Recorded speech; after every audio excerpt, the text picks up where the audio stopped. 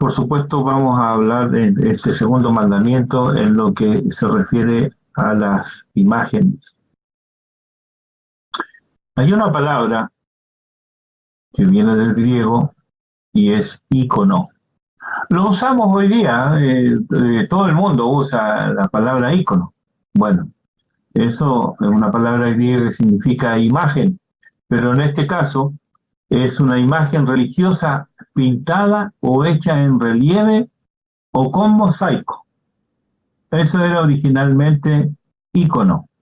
De ahí se derivan algunas otras palabras. En el sentido que lo usamos hoy día y que todo el mundo la entiende, es que es un signo que representa un objeto o una idea. Entonces, en esa acepción de la palabra, es que lo encontramos, ¿cierto?, en la barra de herramientas de los computadores hoy día. Un icono.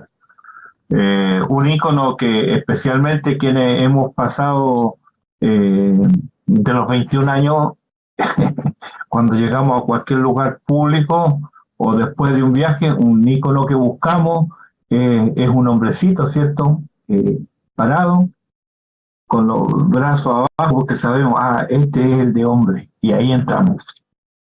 El icono nos guió. ¿Ah? Para eso sirve, es una imagen. Ahora, la iconografía, ya ven que viene de la palabra icono, que es imagen, y se une aquí grafía, ¿cierto? Compuesto, también del griego, y grafía significa escritura. Entonces, ¿qué es la iconografía? Es el conjunto de imágenes relacionadas con un personaje o un tema y que responden a una concepción o a una tradición. Lo voy a repetir. Iconografía es el conjunto de imágenes relacionadas con un personaje o un tema y que responden a una concepción o a una tradición. ¿Quién aquí ha puesto el pesebre en su casa? Yo me imagino que muchos de ustedes han puesto el pesebre. Esa es una iconografía. Está representando algo. Y algunos tienen, no sé, en determinados días se ponen los magos, en determinados días se ponen no sé qué, no sé. Pero eso tiene es una representación de algo. Y obviamente que cuando nosotros vemos eso decimos, bueno, la Navidad está cerca, ¿verdad? Eso es iconografía. También es el estudio u obra que describe y analiza las características de las imágenes relacionadas con un personaje o tema. Pero el primer significado es lo que corresponde a iconografía. Y ahora vamos a ver por qué estamos viendo esto. Hay otra palabra que ustedes se van a encontrar en libros de teología y a veces en libros de historia, que es iconoclasta. Otra vez, tiene la palabra ícono, pero tiene plasta, que viene también del griego y significa romper. Romper imágenes. Y este fue un movimiento religioso, le llamaron movimiento iconoclasta. Estos son los que rompen imágenes. Movimientos religiosos cristianos que rechazaba el culto a las imágenes sagradas y las destruía. Esto se dio entre los siglos 7 y 8, pero recrudeció en el siglo XVI con la Reforma. Y aunque ustedes no lo crean, en pleno siglo XX, en algunos lugares apartados del Perú y de Bolivia, también pasó esto. Grupos de evangélicos exaltados entraron a capillas católicas a destruir las imágenes. Estos son iconoclastas. Yo de chiquitito, debo haber tenido, no sé, 6 o 7 años, me convertí en un iconoclasta porque jugando a la guerra con Peñascaso, le rompí con una piedra, le volé la cabeza a una virgen en la casa donde estábamos. Entonces, un iconoclasta. eh, También iconoclasta se dice de que al que es partidario de este movimiento. ¿Mm? El Señor en el segundo mandamiento, claramente Él dice que no se pueden hacer imágenes de ídolos, pero tampoco del Señor.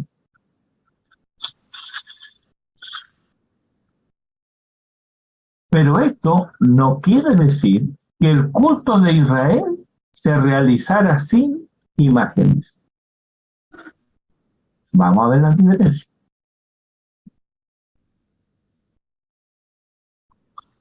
Pensemos, por ejemplo, en la serpiente de bronce. Números, capítulo 21, versículos 6 al 9.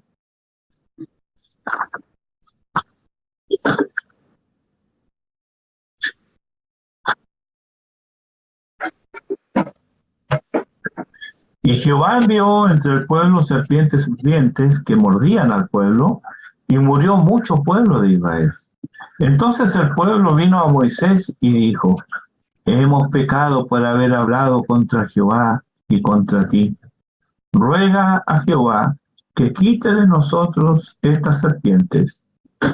Y Moisés oró por el pueblo. Y Jehová dijo a Moisés: hazte una serpiente ardiente y ponla sobre un asta, y cualquiera que fuere mordido y mirare a ella, vivirá. Aquí tenemos una imagen. Y Dios le había mandado a Moisés: mira, hazte una serpiente, ponla en el asta, en la punta de un asta, y cualquiera que mirare a ella, vivirá. Ahora,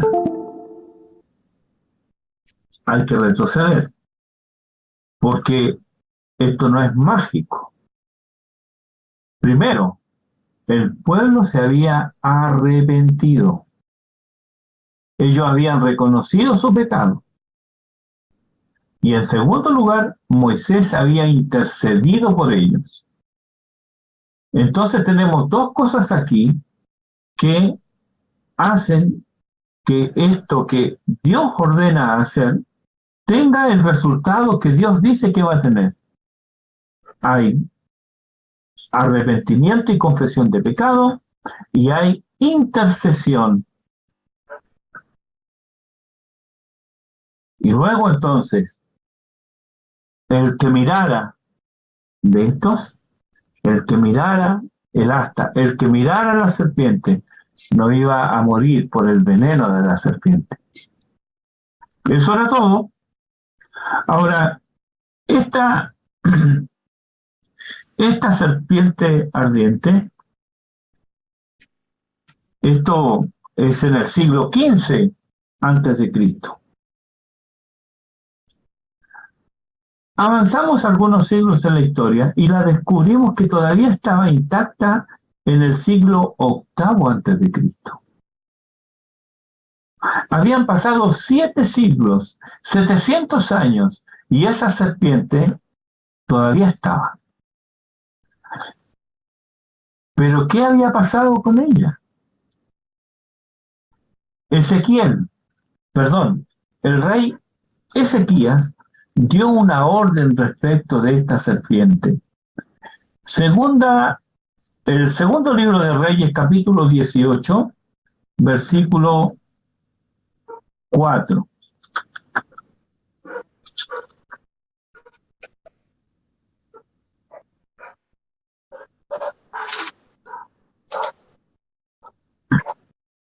En el 1, ¿cierto? Nos dice que en el tercer año de Oseas, rey de Israel, comenzó a reinar Ezequías, hijo de Acaz, rey de Judá.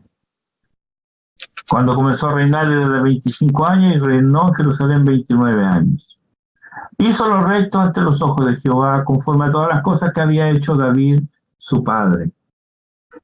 Él quitó los lugares altos y quebró las imágenes. ¿Ve? Era un iconoclasta. Rompía las imágenes.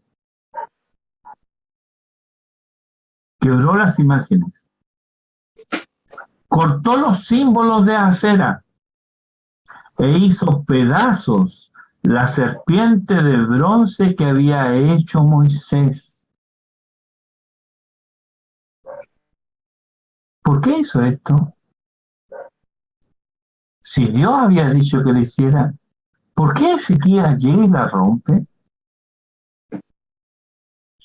Vamos al texto. Porque hasta entonces le quemaban incienso los hijos de Israel. Miren cómo había degenerado esto.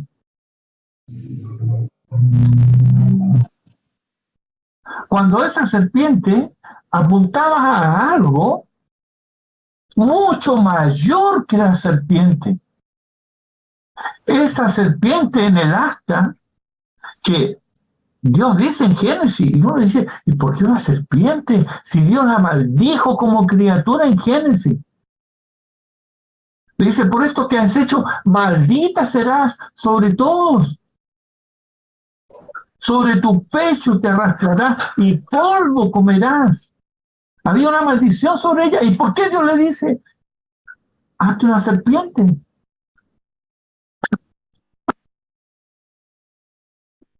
Porque apuntaba a algo más.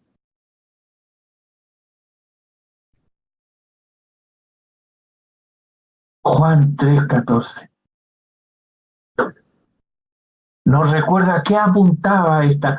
Por eso es que Dios mandó a hacer una serpiente. Así como Moisés levantó la serpiente en el desierto, así es necesario que el Hijo del Hombre sea levantado, para que todo aquel que en él cree no se pierda, mas tenga vida eterna. Y el apóstol Pablo nos dice, al que no conoció pecado, por nosotros lo hizo pecado. ¿Por qué es una serpiente? Símbolo de la maldición por el pecado, porque allí fue colgado mi Cristo.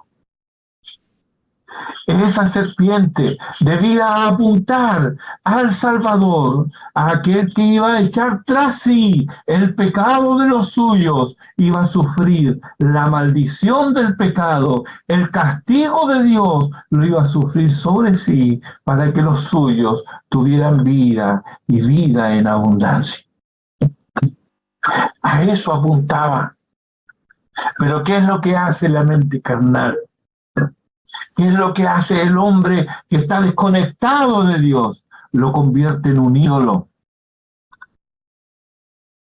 Y vemos que desde Moisés en adelante, no sabemos cuándo, pero sí sabemos en el tiempo de Ezequías, en el siglo VIII antes de Cristo, ya el pueblo le quemaba incienso.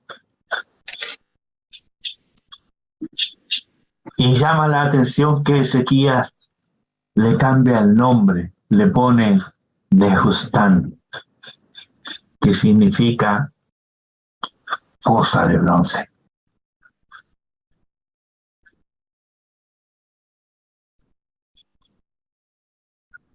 Veamos otro caso, otra imagen, ordenada por Dios, el efod. El efod era un medio legítimo que Israel utilizaba para consultar a Dios. Encuentra usted la fabricación de esto en Éxodo capítulo 28, los versículos 29 al 39, ahí le dice cómo debe ser el efod. Aquí estamos hablando siglo XV antes de Cristo. Encontramos que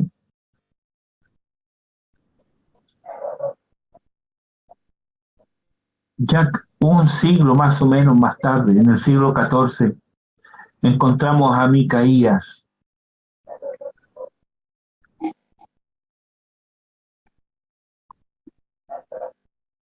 Entonces, el efod era un medio legítimo que Israel utilizaba para consultar. Era algo privativo del sacerdocio. Pero este Micaías, vamos ahí a Jueces capítulo 17. Ha pasado poco más de un siglo desde que Dios le dio la orden a Moisés que hiciera esto.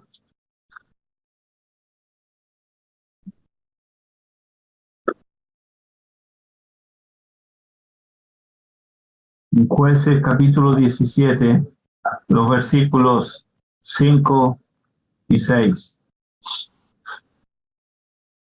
Ahora, este tenía todo un currículum, porque en el versículo 2 dice, Micaías dice, el cual dijo a su madre, los 1100 ciclos de plata que te fueron hurtados, acerca de los cuales maldijiste y de los cuales me hablaste, he aquí el dinero está en mi poder, y yo lo tomé. Entonces la madre dijo, bendito seas de Jehová, hijo mío. Y él devolvió los 1100 ciclos de plata a su madre, y su madre dijo, en verdad he dedicado el dinero a Jehová por mi hijo, para hacer una imagen de talla y una de fundición. Ahora pues yo te lo devuelvo. Miren ya cómo estaba de torcido el tema de la adoración a Dios. Versículo 5. Y este hombre Micaías tuvo casa de dioses e hizo efod y terafines y consagró a uno de sus hijos para que fuera su sacerdote. Este hombre no era sacerdote, él no podía consagrar a nadie, pero él así lo hizo, consagró a un hijo, yo hago lo que quiero. Bueno, porque la explicación la tiene el versículo 6. En aquellos días no había rey en Israel, cada uno hacía lo que bien le parecía. Yo sirvo a Dios a mi manera, ¿no? A mí nadie me dice cómo tengo que servir a Dios. Entonces, este Micaías se hizo un efod. Fue el único. El efod era algo privativo del sacerdocio y era algo que Dios le había dicho a Moisés hacer. Este hombre no era del sacerdocio, pero él se hizo un efod igual. En Jueces capítulo 8 nos aparece relacionado con Gedeón. Jueces capítulo 8, versículo 27.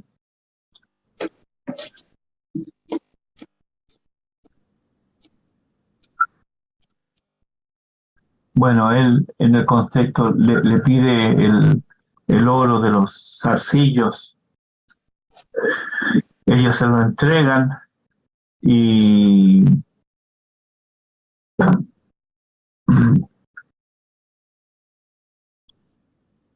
con este oro Gedeón hizo de ellos un efod, el cual hizo guardar en su ciudad de Ofra. Y todo Israel se prostituyó tras de ese efod en aquel lugar, y fue tropezadero a Gedeón y a su casa. Acá tenemos otra vez a otro hombre que tenía un cierto conocimiento de Dios y había tenido una relación con Dios, ¿verdad? Sin embargo, él se hace por su cuenta un efod. Un siglo más tarde, aproximadamente, que Micaías. Aquí estamos hablando del siglo XIII.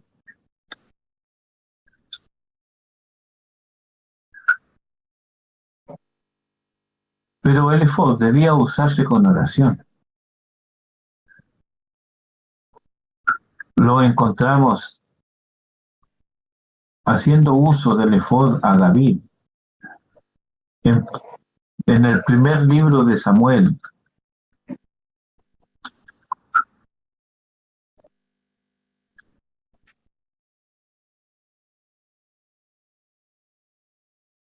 Primer libro de Samuel, capítulo 2,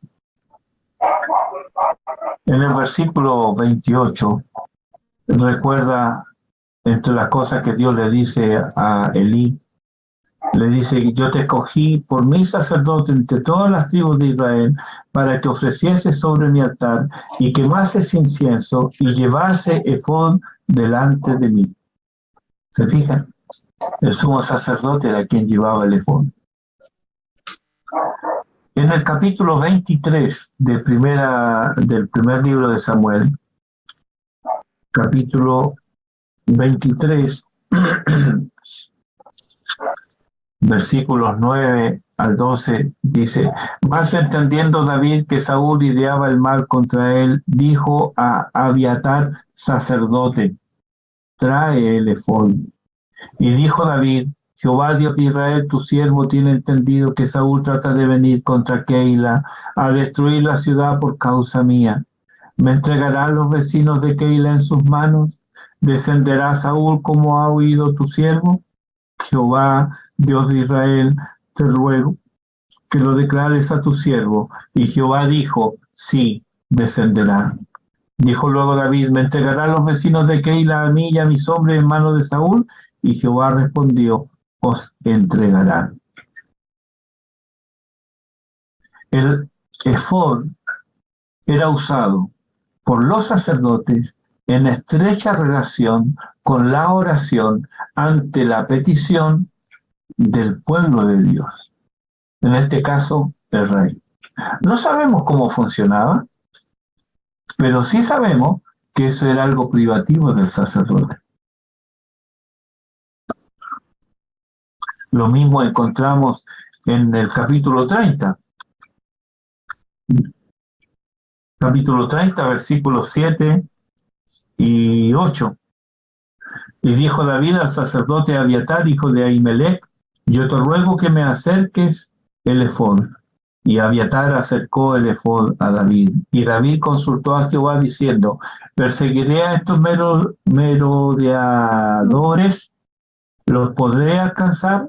Y él le dijo: síguelos, porque ciertamente lo alcanzarás, y de cierto librarás a los cautivos.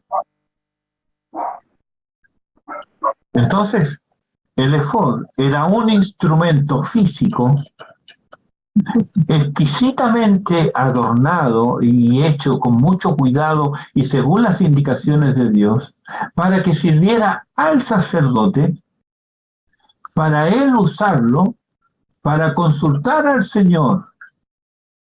Y esto se hacía, obviamente, mediante oración.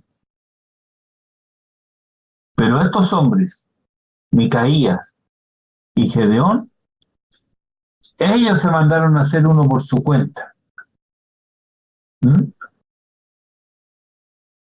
¿Y eso a qué los condujo? A la idolatría. Tropezadero. Miremos uno más. El templo. El templo. El templo fue terminado, el primer templo, en el siglo X antes de Cristo, por Salomón. Y en el primer libro de Reyes, capítulo 8, los versículos 27 al 53, tenemos ahí cómo Salomón se expresa respecto del templo. Entonces, va a ser para Israel y para todos los pueblos la casa de Dios en la tierra, el templo.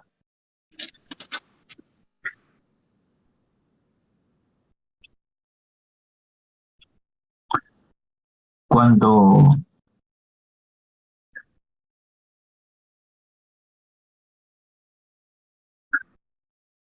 habían pasado 3 siglos, tiempo de Jeremías, ya ellos tenían una idea del templo muy distinta de lo que era el templo en sí. Le atribuían un valor más allá de lo que era el templo. Habían divorciado el concepto de el Señor del templo con el templo del Señor. Miren cómo se expresan en Jeremías capítulo 7, versículos 3 al 10.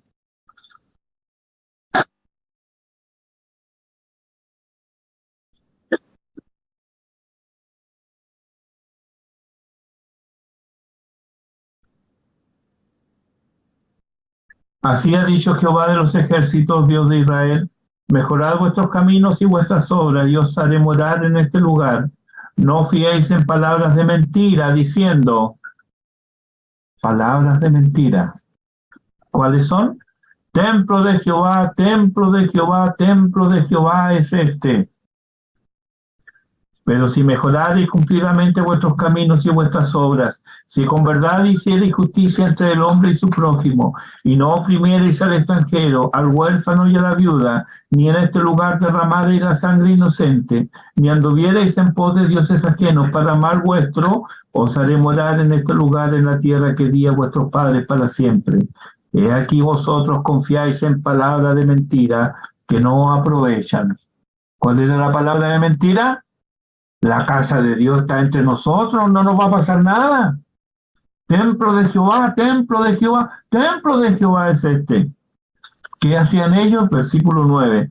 Hurtando, matando, adulterando, jurando en falso, e incensando a Baal, y andando tras dioses extraños que no conocisteis. Vendréis y os pondréis delante de mí en esta casa sobre la cual es invocado mi nombre, y diréis: librados somos, para seguir haciendo todas estas abominaciones. ¿Qué ocurre, hermanos, cuando de repente nos vemos metidos en problemas bastante serios y ahí clamamos al Señor? Es lo mismo que hacía Israel.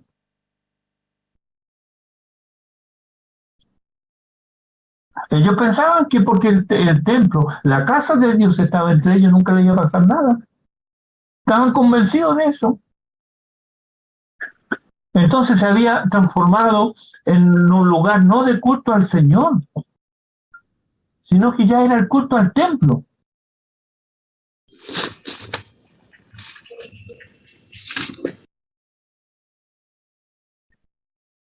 En Ezequiel capítulo 10, algunos años después de Jeremías, en Ezequiel capítulo 10, ahí gráficamente Ezequiel describe cómo Jehová abandona el templo.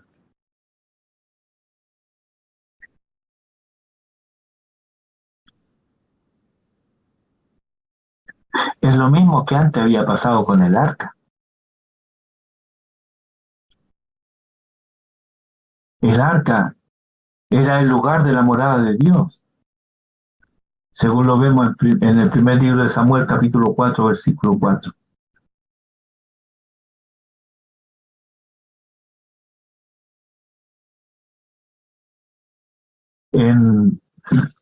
Volvamos al primer libro de Samuel, en el capítulo 2, versículo 12.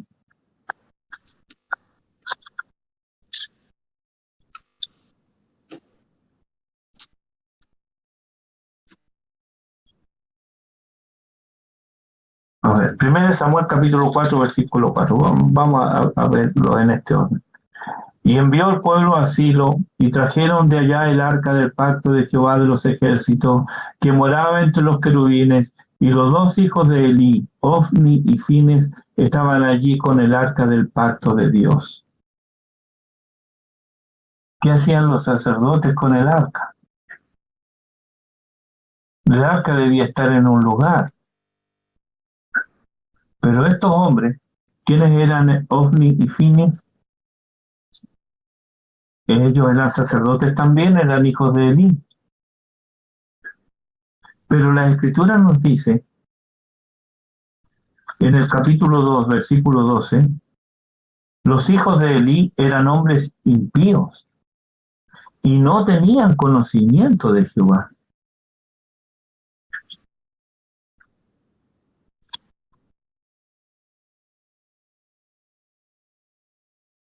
Sin embargo, ellos oficiaban como sacerdotes, capítulo 1, versículo 3. Dice, todos los años, aquel varón está hablando de eh, Elcana, todos los años dice que subía de su ciudad para adorar y para ofrecer sacrificio a Jehová de los ejércitos en Silo, donde estaban los sacerdotes de Elí, Ofni y Fines, sacerdotes de Jehová. Pero eran hombres impíos.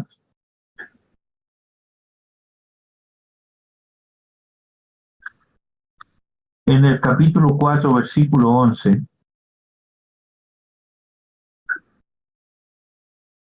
leímos el versículo 4. Cuando aparecen los filisteos, hacen una arremetida contra Israel.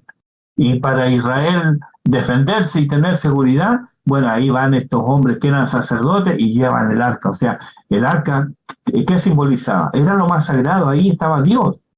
Entonces, bueno, si Dios está con nosotros, es una manera de decirlo.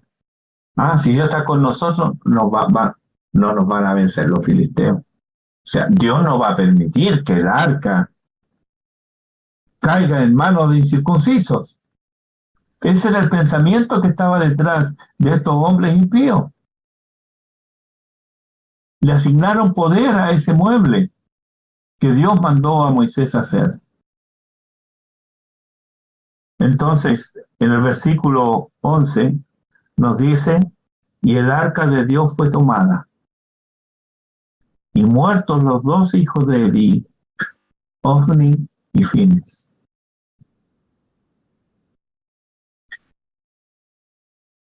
El poder no estaba en el arca.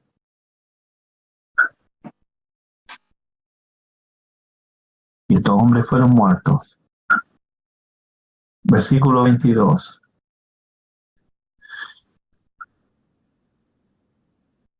La mujer de Fines estaba embarazada, pronta a dar a luz.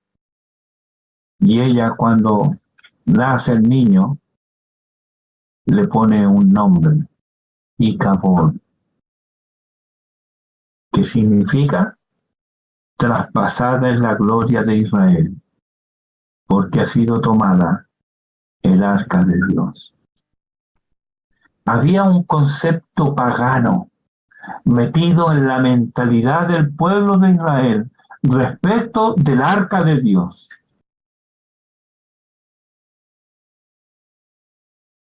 Entonces, las imágenes nos ayudan.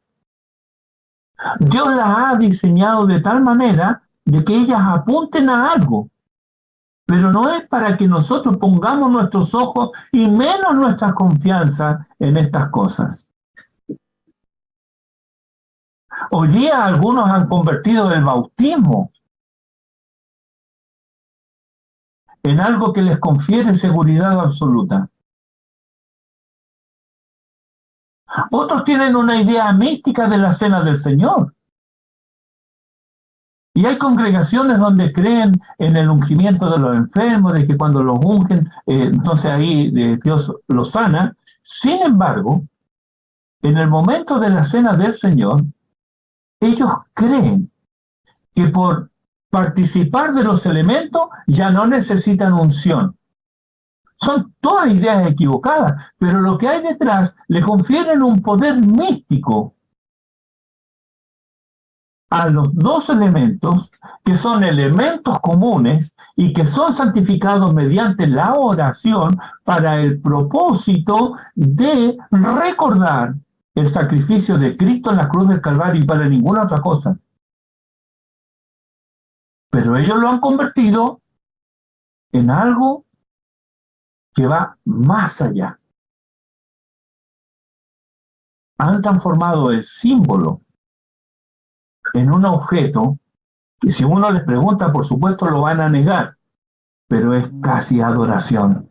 No está muy lejos del catolicismo romano, donde ellos elevan la hostia y la adoran.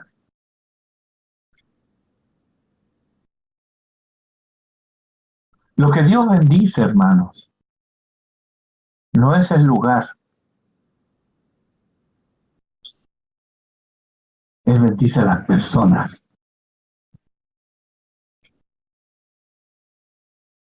Porque son las personas las que ejercen fe y obediencia.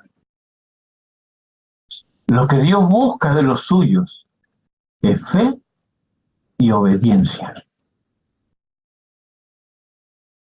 No el ritualismo. Fe y obediencia. Por lo tanto, no a las imágenes de culto, pero aquí otra vez, sí a las artes plásticas.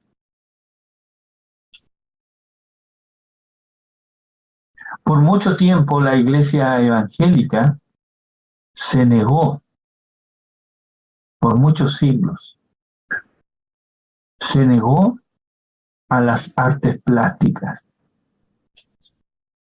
Y ahí tenemos a muchos hijos frustrados porque no reciben apoyo, cuando claramente sus dones y talentos van por ese lado. Pero veamos quién da esto. Éxodo capítulo 31.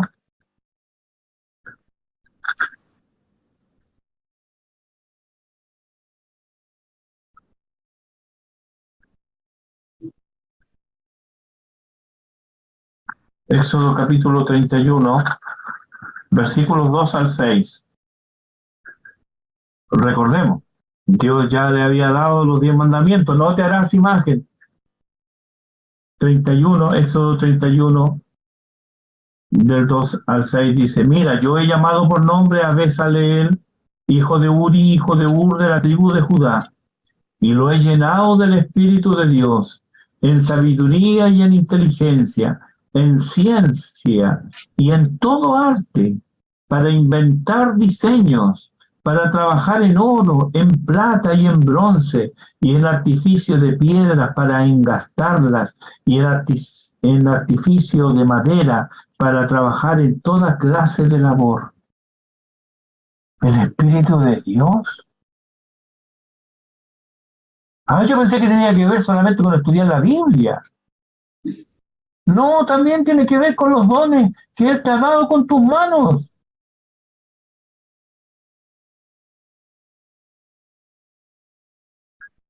Y he aquí que yo he puesto con él a Oliab, hijo de Ahisamac, de la tribu de Dan. Son dos tribus muy distintas. Judá estaba en el sur, Dan estaba en el norte.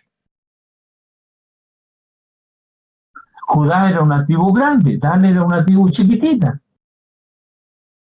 Pero él junta a los que tienen los mismos dones para que trabajen juntos.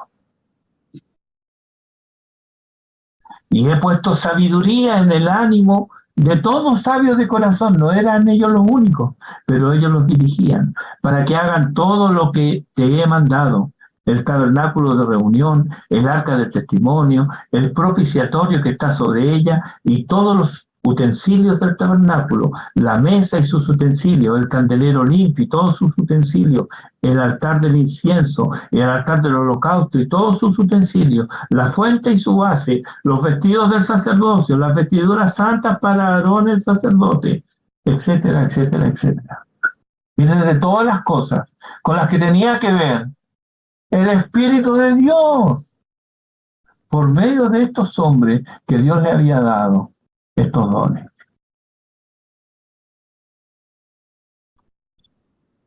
Entonces, cuidado con menospreciar una determinada labor porque, que como yo no sé las lenguas originales, yo no puedo estudiar, entonces yo soy un pobrecito. No.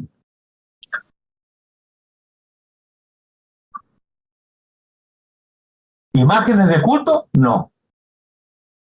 Pero todo lo que es el arte, la pintura, la escultura, la música, la literatura, en todo esto, con todo esto podemos honrar y glorificar a nuestro Dios.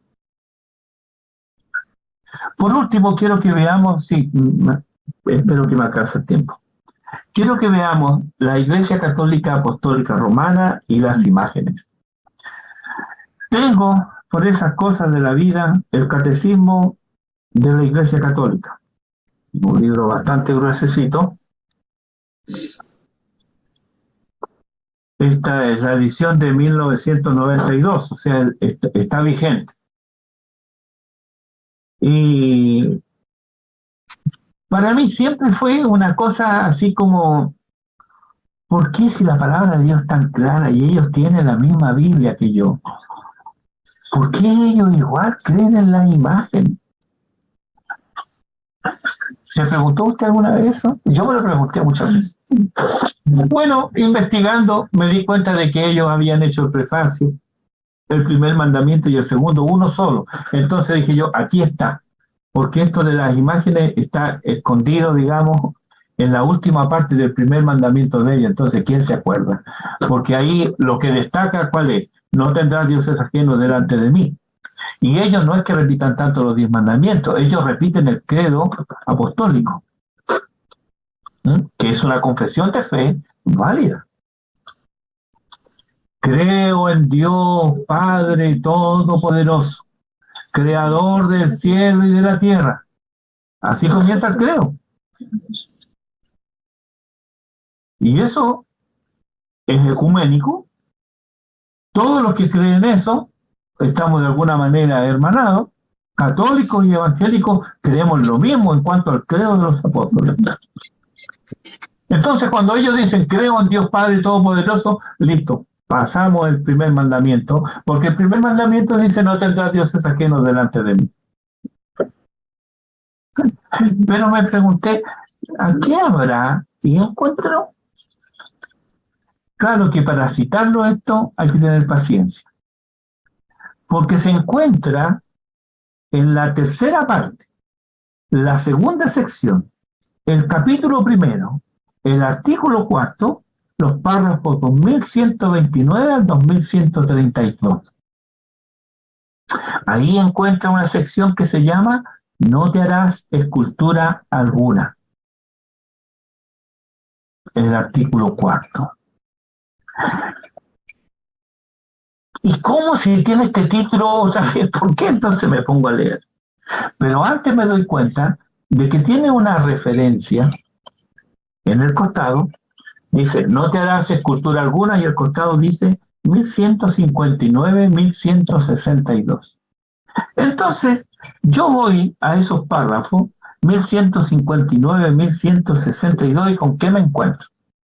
Dice, la imagen sagrada, el ícono litúrgico, ¿recuerdan ícono? ¿Que hablamos de eso? El ícono litúrgico representa principalmente a Cristo. No puede representar a Dios invisible e incomprensible. La encarnación del Hijo de Dios inauguró una nueva economía de las imágenes. Miren lo que hay aquí. Hay a continuación un escrito de Juan Damasceno. En otro tiempo, Dios, que no tenía cuerpo ni figura, no podía de ningún modo ser representado con una imagen. Pero ahora que se ha hecho ver en la carne y que ha vivido con los hombres, puedo hacer una imagen de lo que he visto de Dios. Con el rostro descubierto contemplamos la gloria del Señor, dice él. Y curioso que cuando vemos las imágenes del Señor representadas, nos aparecen distintas, ¿no? Como que fueran distintas personas. Acá en pie que tengo hasta uno que es negro.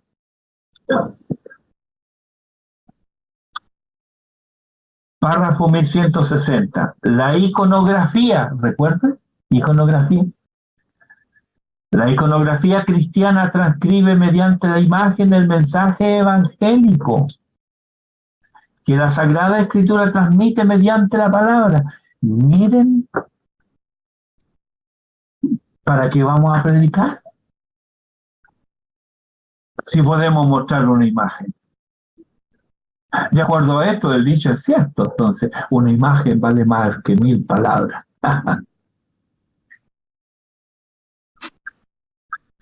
Imagen y palabra se esclarecen mutuamente. El concilio de Nicea, el segundo concilio de Nicea del año 787,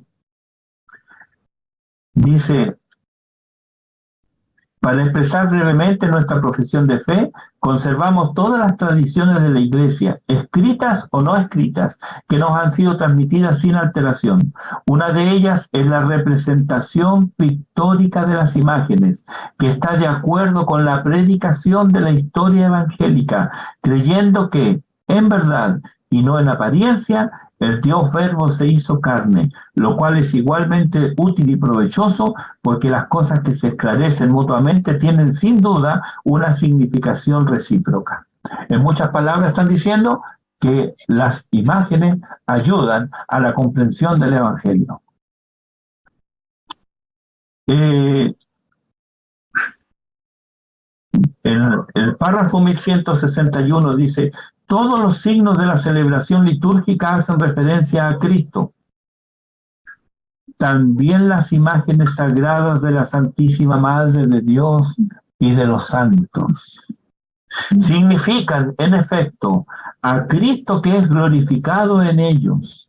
Manifiestan, son muy bíblicos, dice, la nube de testigos, Hebreos 12:1, que continúa participando en la salvación del mundo y en los que estamos unidos, sobre todo en la celebración sacramental. Los sacramentos salvan. A través de sus íconos, es el hombre creado a imagen de Dios, finalmente transfigurado a su semejanza, quien se revela a nuestra fe, así como los ángeles recapitulados también en Cristo. Dice el segundo concilio de Nicea: siguiendo la enseñanza divinamente inspirada de nuestros santos padres y la tradición de la Iglesia Católica, pues reconocemos ser del Espíritu Santo que habita en ella, definimos con toda exactitud y cuidado que las venerables y santas imágenes, como también la imagen de la preciosa y vivificante cruz, tanto las pintadas como las de mosaico u otra materia conveniente, se expongan en las santas iglesias de Dios, en los vasos sagrados y ornamentos, en las paredes y en cuadros, en las casas y en los caminos, tanto las imágenes de nuestro Señor Dios y Salvador Jesucristo, como las de Nuestra Señora Inmaculada, la Santa Madre de Dios, de los santos ángeles y de todos los santos y justos. Por último, 1162. La belleza y el color de las imágenes estimulan mi oración. Es una fiesta para mis ojos, del mismo modo que el espectáculo del campo estimula mi corazón para dar gloria a Dios. Aquí transcriben una cita de Juan Damasceno. La contemplación de las sagradas imágenes, unida a la meditación de la palabra de Dios y el canto de los himnos litúrgicos, forma parte de la armonía de los signos de la celebración para que el misterio celebrado se grabe en la memoria del corazón y se exprese luego en la vida nueva de los fieles. Esto es lo que se enseña respecto de las imágenes sagradas. Entonces, esto está en los párrafos 1159 a 1162. Quien está estudiando este catecismo de principio a fin, con lo primero que se encuentra es con esto. Porque después, 1000 párrafos más tarde, en el 2128, se encuentra con él: no te harás escultura alguna. Y ahí es donde encuentra al lado ir al párrafo 1159, 1162, que es lo que he leído recién. O sea, lo que primero se enseña va a contradecir lo que se pretende enseñar en estos párrafos. Pero ¿qué es lo que ellos enseñan respecto de lo que Dios espera de esta frase: no te harás imagen, no te harás escultura alguna, ponen ellos? El 2129 dice: el mandamiento divino implicaba la prohibición de toda representación de Dios hecha por la mano del hombre. El Deuteronomio lo explica así: puesto que no visteis figura alguna en el día que el Señor os habló en el Horeb de en medio del fuego, no vayáis a prevaricar y os hagáis alguna escultura de cualquier representación que sea. Deuteronomio 4, 15 y 16. Quien se revela a Israel es el Dios absolutamente trascendente, Él lo es todo, pero al mismo tiempo está por encima de todas sus obras. Es la fuente de toda belleza creada. Párrafo 2130. Sin embargo, ya en el Antiguo Testamento, Dios ordenó o permitió la institución de imágenes que conducirían simbólicamente a la salvación por el Verbo encarnado. La serpiente de bronce, el arca de la alianza y los querubines. Mire cómo tuercen las escrituras, como lo dice Pedro, para su propia perdición. Párrafo 2131. Fundándose en el misterio del Verbo encarnado, el séptimo concilio ecuménico, celebrado en Nicea el año 787, justificó contra los iconoclastas el culto de las sagradas imágenes, las de Cristo, pero también las de la Madre de Dios, de los ángeles y de todos los santos. El Hijo de Dios, al encarnarse, inauguró una nueva economía de las imágenes. Al costadito hay, y yo tengo que ir al párrafo 476, porque me va a ayudar a entender lo que acabo de leer. Y en el 476 dice: como el Verbo se hizo carne asumiendo una verdadera humanidad, el cuerpo de Cristo era limitado. Por eso se puede pintar la faz humana de Jesús. Gálatas 3:2, no sé cómo sacan de ahí que uno puede pintar la imagen de Jesús. ¿Qué imagen? En el séptimo concilio ecuménico, el del segundo de Nicea, en el año 787, la Iglesia reconoció que es legítima su representación en imágenes sagradas. Entonces, como bien lo dijo el Señor, con sus tradiciones ignoran el mandato de Dios. Párrafo 2132. El culto cristiano de las imágenes no es contrario al primer mandamiento que proscribe los ídolos. Aquí, primer mandamiento, recuerden, se refieren al prefacio, el primer mandamiento y el segundo mandamiento. ¿Sí? Porque ellos esto lo tienen como el primer mandamiento. Entonces no es contrario, dice. En efecto, el honor dado a una imagen se remonta al modelo original. Eso lo dice Basilio. El que venera una imagen, venera en ella la persona que en ella está representada. Eso lo dice el Concilio de Nicea, el segundo. También el Concilio de Trento y el Concilio Vaticano II lo vuelve a afirmar. El honor tributado a las imágenes sagradas es una veneración respetuosa, no una adoración que solo corresponde a Dios.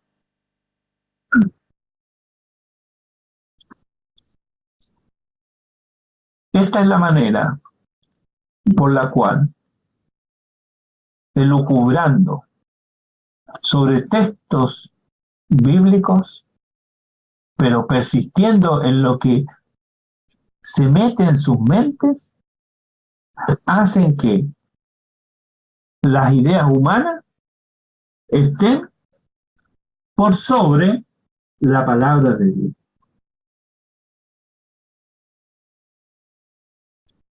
¿A qué ha conducido? A que millones de personas, muchas de ellas sinceras en su deseo de agradar a Dios, usen estas cosas de una manera que Dios aborrece. A ellos les cae el reproche del Señor pronunciado a la mujer samaritana ya en Juan capítulo 4. Vosotros adoráis lo que no sabéis. Dios tenga misericordia de nosotros y podamos entonces adorar al Dios verdadero, que se adora en espíritu pero también en verdad. Y si queremos adorar a Dios en verdad, debemos estar en comunión con Él, porque fuera de la comunión con Dios solo hay extravío, oscuridad, error. Por lo tanto, la invitación siempre es: volvámonos al Señor, convirtámonos de todo nuestro corazón, arrepintámonos de nuestras malas obras, imploremos de Dios su misericordia para que no nos desviemos, para que no seamos idólatras. Oremos. Padre Celestial, gracias por mostrarnos en tu palabra cómo hombres con buenas intenciones pueden muchas veces ser gobernadas por sus propios deseos, pensando que con ello te agradan a ti. Líbranos, Señor, de este engaño y ayúdanos a perseverar firmes en la fe una vez dada a los santos. Y te lo pedimos por Jesucristo, nuestro Señor y Salvador. Amén.